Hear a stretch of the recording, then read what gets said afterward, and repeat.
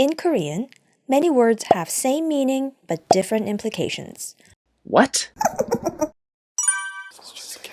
Today, we look into 3 words that mean whispering and yet have different implications.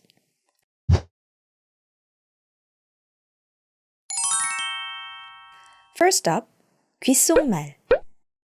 It literally means words you speak into someone's ears, in a quiet voice, of course.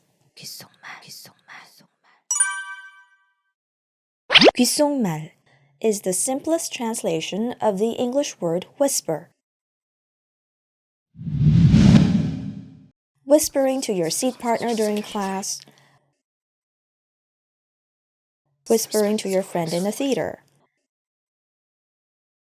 They are all 귓속말. Now let's apply a pink romantic filter. Then we get 속삭임. Like the whispers between lovers, the seductive, tingly whispers are 속삭임.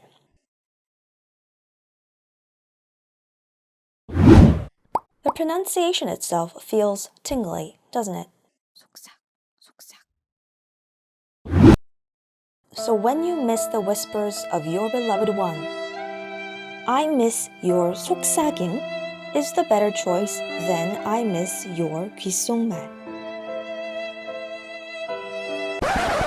Which is why lyrics prefer 속삭임 to 귓속말.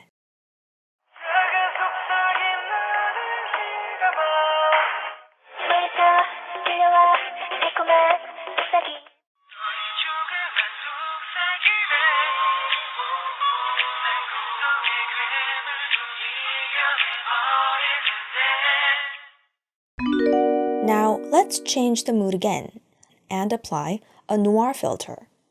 Then we get 귀띔. To share an exclusive piece of useful information is 귀띔. Literally whispering is not an essential factor.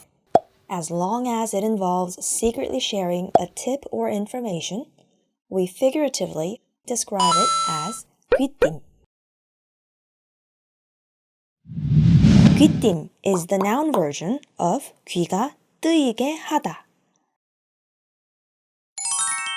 It means to open one's ears to new information. Wow! For example, when your teacher asks a tricky question and your seat partner whispers the answer.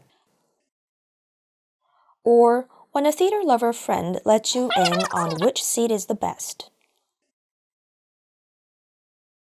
Or when a senior passes down a professor's past exam questions. These all can be described as 귀띔. So now you know the difference between 귓속말, 속삭임, and 귀띔.